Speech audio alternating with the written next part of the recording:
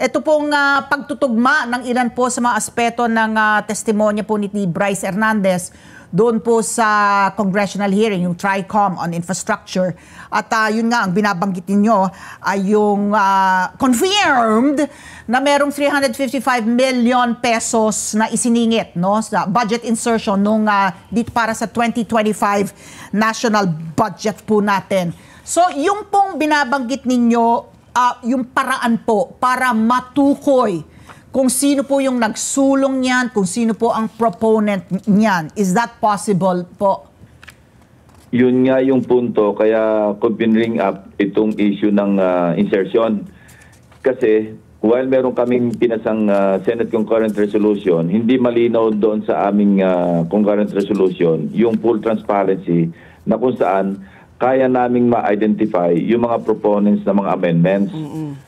Actually, kaya ko ito binibring up, hindi para tumbukin maski sino sa mga kasamahan namin, or particularly para tumbukin si Senator Jingo Estrada dahil nagtugma nga yung testimonya ni Bryce Hernandez na mayroong sinasabi niya, di umano ito alogasyon ito, na ibinagsak ni Senator Jinggoy doon sa Bulacan.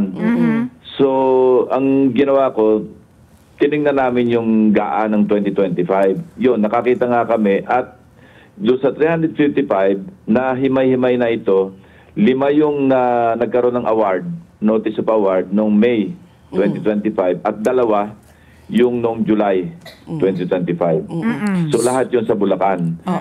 So wala naman tayong paraan na malaman sino ba yung nag-insert except na alam natin, natunto natin, wala sa National Expenditure Program, wala sa House General Appropriations Bill o yung House version.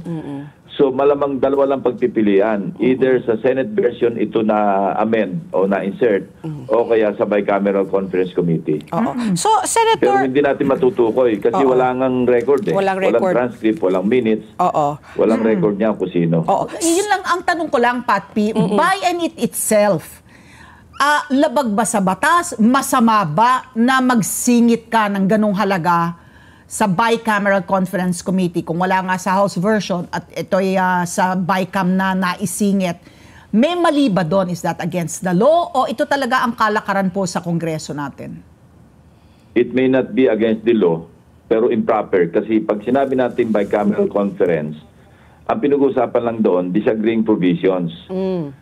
So, assuming na wala sa House version, of course, wala na sa NEP, at wala sa Senate version, ano yung disagreeing provision na i-reconcile kung wala pareho sa version ng dalawang kapulungan? At siningit mo sa Bicameral Conference, yun ang, hindi ko sasabing illegal.